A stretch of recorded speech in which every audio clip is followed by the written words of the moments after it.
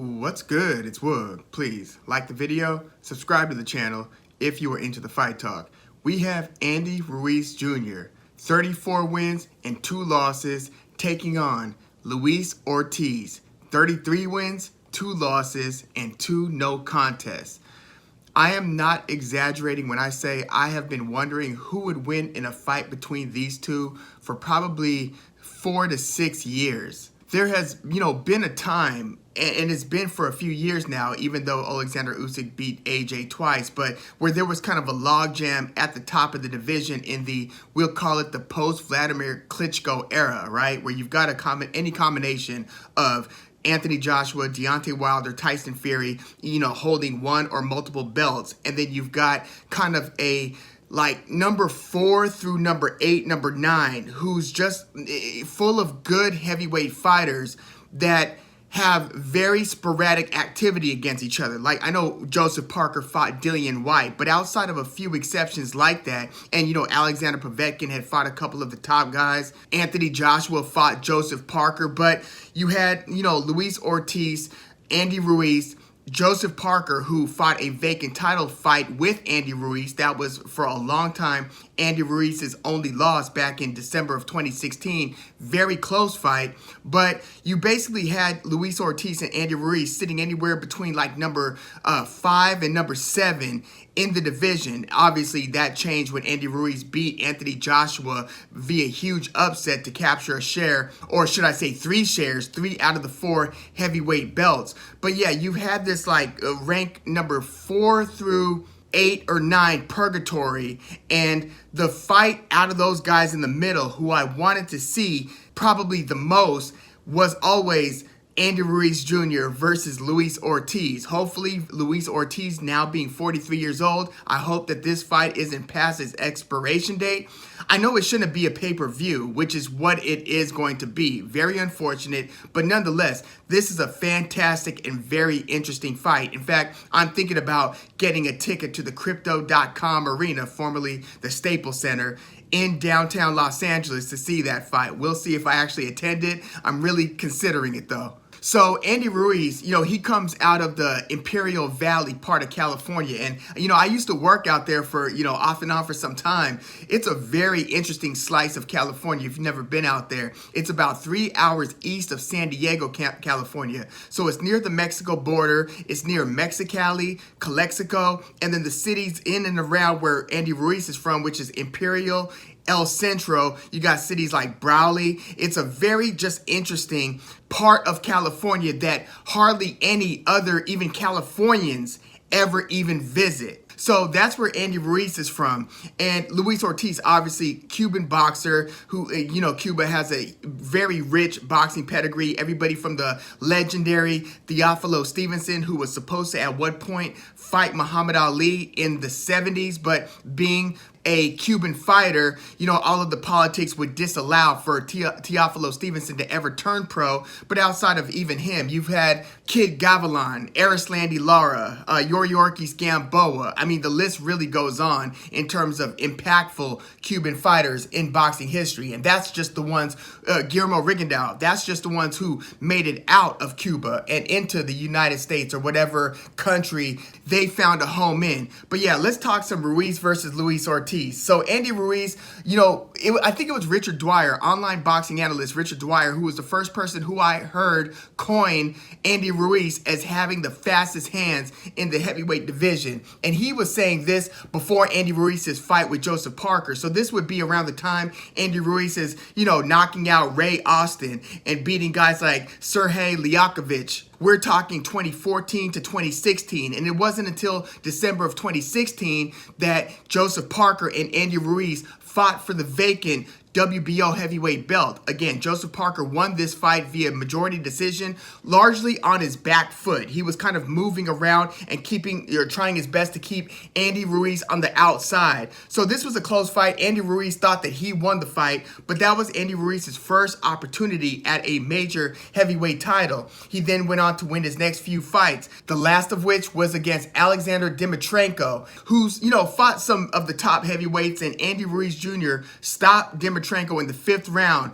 This was in Carson, California. And Andy Ruiz, he looked great. Like, when he's at his best, he's like kind of a patient hunter where he's changing levels pretty well for being such a heavy-looking guy. Changes levels pretty well. He's kind of patiently coming forward, jabbing to the body, just doing different things to kind of feint you out of position so then he could close the distance, get in shorter boxing range, and let those fast combinations go, where he's not throwing 1 to 2 punches. He's looking to throw like 4 to 6 punches. That's what he's looking to do. And after he beat Dimitrenko, I really felt like somebody on Team Anthony Joshua didn't do their homework in matchmaking and finding a last-minute replacement for Jarrell Big Baby Miller, who tested positive multiple times for PEDs. So that was supposed to be Anthony Joshua's debut in the United States at the Madison Square Garden. So late replacement Andy Ruiz Jr., who I think reached out to Eddie Hearn via Instagram, if I'm not mistaken. But yeah, somebody didn't do the scouting report and see the stylistic matchup that could become an issue for AJ. Now,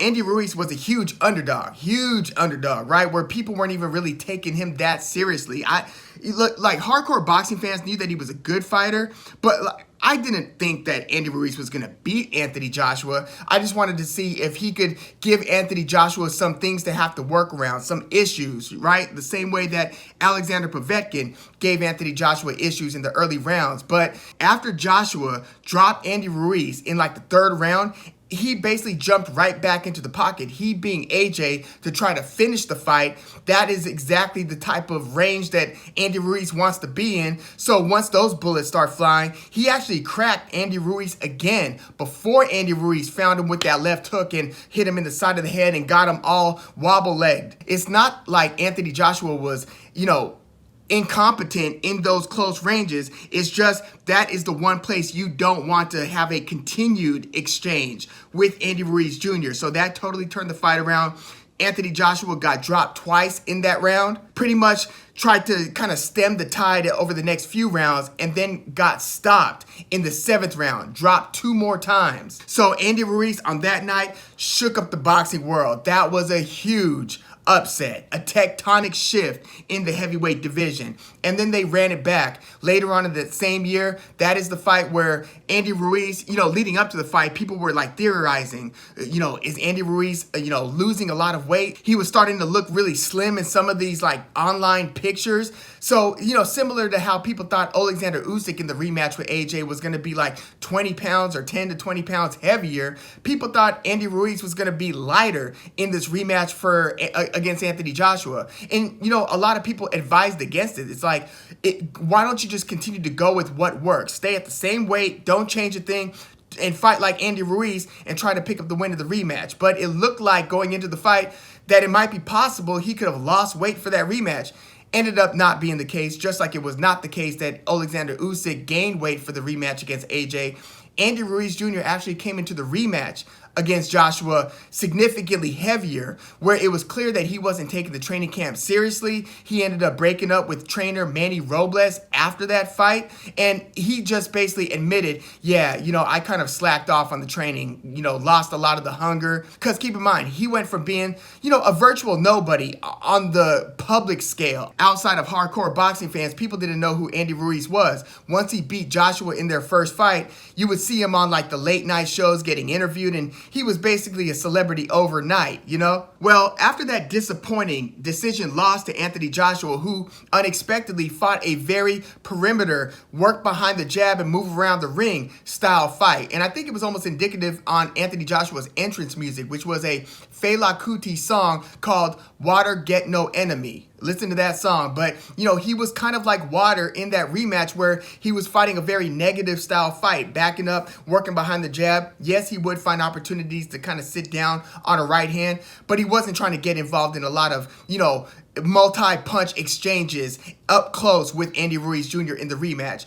We didn't expect Anthony Joshua to fight that style of fight in the rematch against Ruiz, but he cruised to a very lopsided decision win over Ruiz, and then all of a sudden the narrative on Ruiz changed, where it was like this guy's not even serious about the sport type of reputation, to where, it would be another year and a half before Andy Ruiz came back in the ring. So he didn't fight at all during that, COVID 2020, shut down boxing year. He didn't return until May of 2021. And this was against Chris Arreola. And this was actually a very competitive fight. And Chris Arreola is right in the post-fight interview where he was saying, this is absolute BS. I get no respect. Because there were judges who didn't give Chris Arreola any round outside of the second round where he dropped Andy Ruiz. Like, Chris Arreola blasted Ruiz in the second round, dropped him, caught him upside the head with the overhand right hand because Andy Ruiz was kind of crouched and he had his hand down, gave Chris Arreola an opportunity to land the right. He dropped Ruiz. He rocked him multiple times again in that second round, rocked him twice again in the third round. So these early rounds are very competitive. But then Andy Ruiz started getting into more of a Andy Ruiz-like rhythm where he was kind of becoming the patient hunter and finding, opportunities to get into those exchanges where it might not be the first or second punch that lands significantly for Ruiz. It might be the third, fourth, or even fifth punch that matters the most. That's the kind of combination puncher he is, by the way. But he was starting to make it look more like an Andy Ruiz fight, but the rounds were still pretty competitive to where it should have been more of like a, 160, or I would say 8 rounds to 4, maybe something like that, maybe even 9 rounds to 3. You could even say 7 rounds to 5 type of fight where, the knockdown notwithstanding. But this was much more competitive than the resulting scorecards indicated. So that was unfortunate for Chris Arreola. Sometimes those bad judging scorecards get swept under the rug if the right guy wins the fight, like in Devin Haney versus George Kambosos versus Devin Haney 1. Since Devin Haney, won the fight via decision, people just overlooked the fact that the scorecards were horrible and they should have been more lopsided towards Devin Haney. This Ruiz versus Arreola fight should have been more competitive on the scorecards, but that was Andy Ruiz's last fight. And, it should be noted that after he left Manny Robles, he went to Eddie Reynoso, but ultimately only had one fight with Eddie Reynoso, that fight being Chris Arreola. Reynoso, by the way, Canelo's trainer, for those that don't know, and Oscar Valdez's trainer, formerly Frank Sanchez and Ryan Garcia's trainer, formerly. They both left as well. But now Andy Ruiz is working with Alfredo Osuna. So he basically went from Manny Robles to Eddie Reynoso and now to Alfredo Osuna. Sometimes that's not a very good indication of somebody's, dedication and their consistency, like just kind of trainer hopping, but maybe he's got his good reasons for it. But yeah, Andy Ruiz has basically had one fight in the last 3 years, and now he's about to take on Luis Ortiz. Again, the Cuban fighter who, for as good as Luis Ortiz is, like just in terms of his abilities, matching his, southpaw stance and his tricky angles with his intelligent boxing, plus his punching power and sheer size and strength, King Kong is his nickname. It's really kind of crazy when you think that the best fight that he still, or the best win that he probably still has under his belt might be against Bryant Jennings. And this was way back in 2015. So like a lot of Cubans, Luis Ortiz got a late start to his career. But when he, knocked out Bryant Jennings, who for a long time was undefeated, then lost via decision to Vladimir Klitschko. So Bryant Jennings was a very good fighter, who knocked out guys like Artur Szpilka. Luis Ortiz knocked Jennings out in 2015 with some devastating uppercuts. Like, you don't want to get caught unexpectedly by some of his left hands. A very tricky fighter, again, a very powerful fighter. But this was back in 2015. You would have thought that he would have had a lot of significant wins given his rising profile at the time. And he did get opportunities. He fought Deontay Wilder twice, who till this day is the only fighter to beat Luis Ortiz. The first fight was a great fight. Like, people forget how bad Luis Ortiz had Wilder hurt in those middle rounds, and Wilder had to dig deep to get out of that bad situation. It was a little bit controversial because the fight doctor called Wilder over to look in his eye when, that should have been done while in the corner. You don't take additional time after the time between the rounds to give Wilder essentially more time to kind of get his wits about him. But that's what happened after Wilder was almost out on his feet against Luis Ortiz in the middle rounds. Wilder ended up coming back to win via 10th round TKO. And then Luis Ortiz would win his next 3 fights against like Kojanu, Travis Kaufman, Christian Hammer. And then he fought Deontay Wilder a second time where he was arguably winning just about every round up until the 7th, where Deontay Wilder just landed that Deontay Wilder right hand, knocked Luis Ortiz out in the 7th round. That was one of those fights where it was clear that Deontay Wilder was kind of becoming a feast or famine type of fighter, where he's either, knocking the guy down or out, or he's losing the round. But yeah, Luis Ortiz, that had to have been super frustrating because he was super competitive against Wilder in the first and in the second fight, ended up getting stopped both times. And since then, he's had 2 more fights. One, a first-round knockout, very weird fight. Like, you almost wonder if Alexander Flores, the knockout victim, really came to win that fight. Go back and watch Luis Ortiz versus Alexander Flores, and then against Charles Martin, where a lot of people feel like Luis Ortiz looked pretty bad in that fight. Now, granted, it was like 15 months between the Flores and the Charles Martin fight, so you could say that there was ring rust. Luis Ortiz is also 43 years old, but Luis Ortiz got dropped twice against the former belt holder, Charles Martin. Granted, Charles Martin was seen to be as one of the lesser belt holders in boxing, but yeah, he dropped Ortiz twice with different styles of punches too. First time he caught him upside the head with the right hand, not too dissimilar from the type of right hand that Chris Arreola caught Andy Ruiz with in the second round. So Luis Ortiz got dropped upside the head, which, you're very vulnerable. If you're leaning over to that side and you kind of get hit in the top near the back side of the head, a lot of fighters get dropped with a punch like that. So Luis Ortiz got dropped with that one, got up pretty quickly, but then he got dropped a few rounds later, and that time it was when he stepped into a Charles Martin jab. So Luis Ortiz got dropped by a jab the second time, and he ended up knocking Charles Martin out devastatingly, where he hit Charles Martin with Charles Martin stepping right into a hard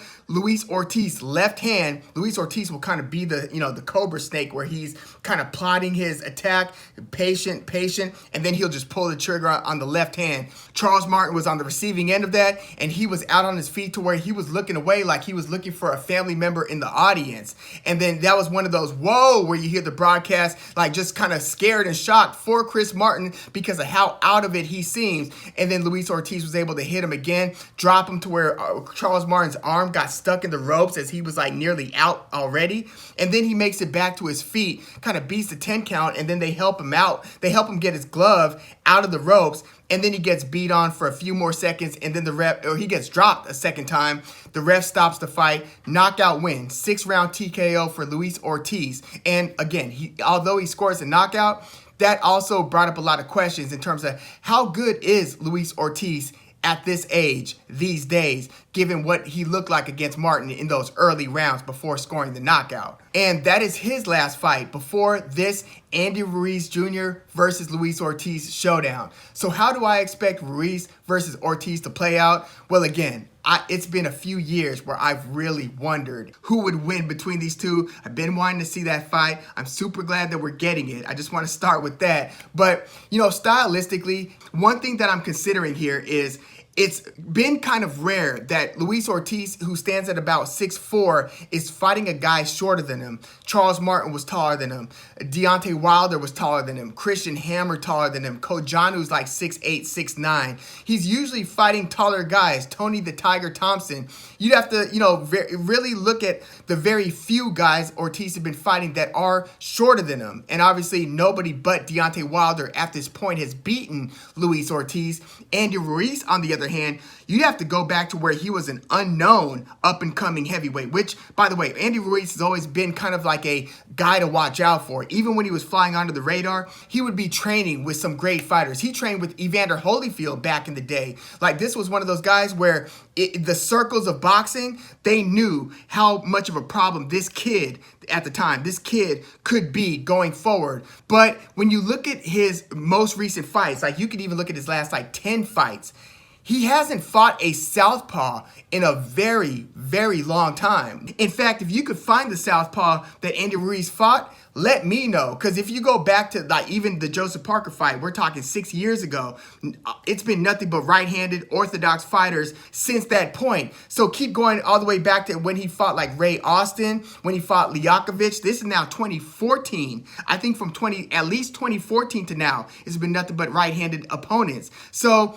I mean, you're fighting one hell of a southpaw in Luis Ortiz. So, I mean, you want to talk about baptism by fire. Now, there's no doubt that Ruiz has been sparring with southpaws, but it's a whole different thing when you're in the ring with somebody who's trying to take your head off, right? So, look, those are two things to consider, but also neither of these guys are, great movers. They don't just, move around the ring like a Joseph Parker or a younger Tyson Fury, Alexander Usyk, Chris Bird from back in the day. They're not those types of fighters. They are more so stationary, or in the case of Ruiz, kind of patiently coming forward. Luis Ortiz will kind of keep this type of like construct going where he's looking for the opportunity, again, to unleash that left hand, but he'll set it up with hard jabs. He'll even throw a nice right hook. That's one of the punches he was catching Deontay Wilder with, kind of like a right check hook. So I think that this fight might actually come down to legs. And when it comes to legs, unfortunately for old guys,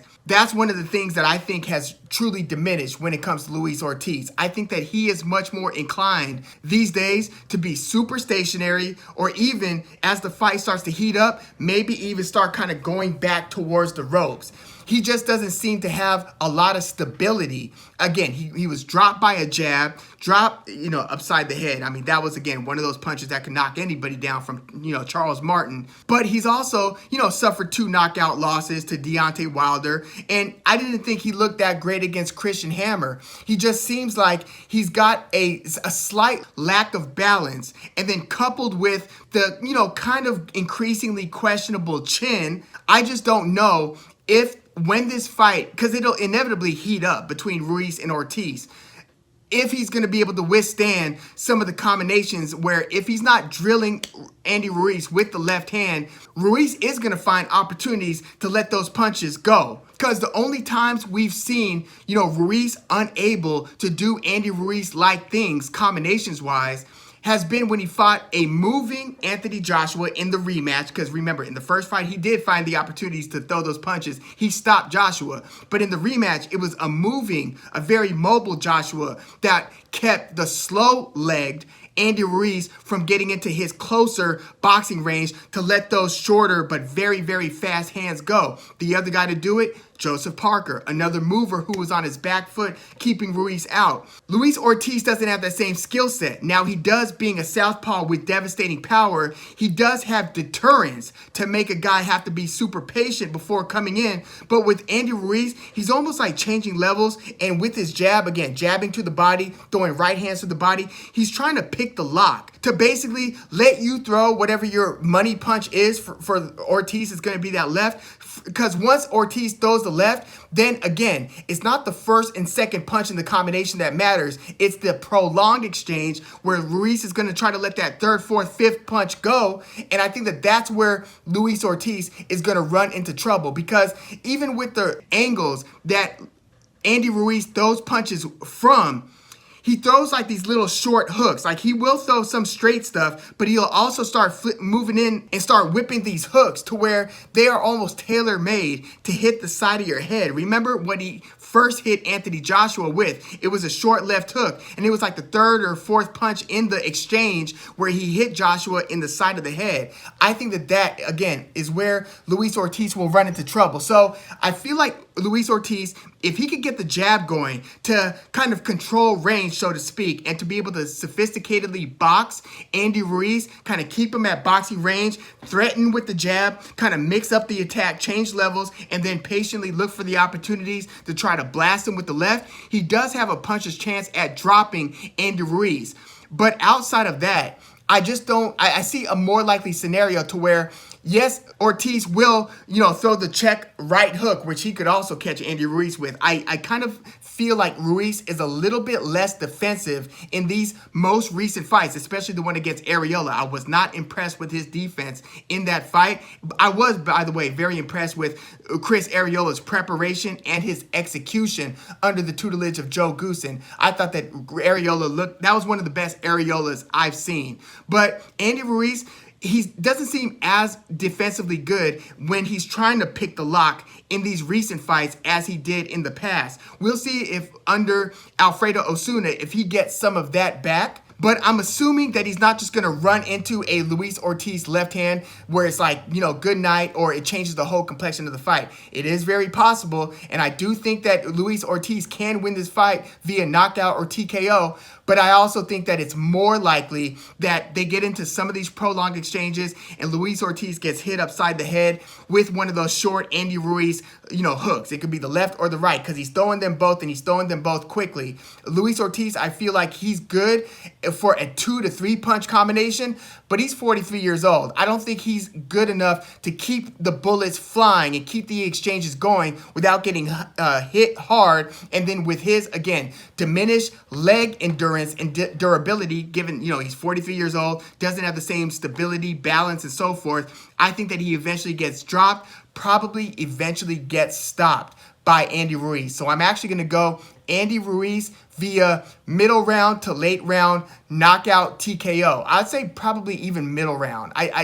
Maybe before the 9th round. We're talking maybe 6 through 8 knockout or TKO stoppage for Andy Ruiz Jr. And, you know, it's kind of interesting that I'm coming to this conclusion, or at least guess, prediction. I'm coming to this idea because, well, largely because of the age. I feel like if this fight was even 2 years ago, let alone 4 years ago, I would have probably favored Luis Ortiz. Even with Andy Ruiz's hand speed, I just think that Luis Ortiz was a very skilled defensive boxer who just found those opportunities and worked well behind the jab. But I feel like minute for minute, he was more solid and more durable, more consistent in past years than he's been in recent years. I would say from maybe the Christian Hammer fight onward. So we're talking like, I feel like from like March 2019 to now, we haven't been getting the same Luis Ortiz that we had from, say, the Bryant Jennings fight all the way up to the first fight against Deontay Wilder. I think that this is a reduced version of Luis Ortiz,